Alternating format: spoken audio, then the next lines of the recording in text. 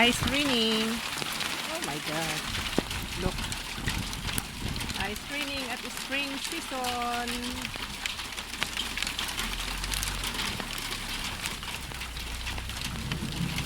Uy, it's thunder.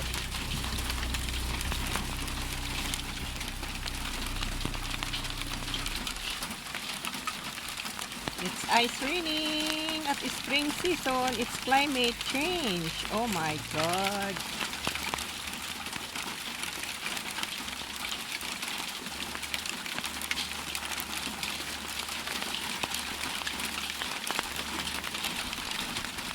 How can I plant my plants? It's still cold and ice raining here at the spring season. Normally it's now the moment to plant plants, flowers, but look at this.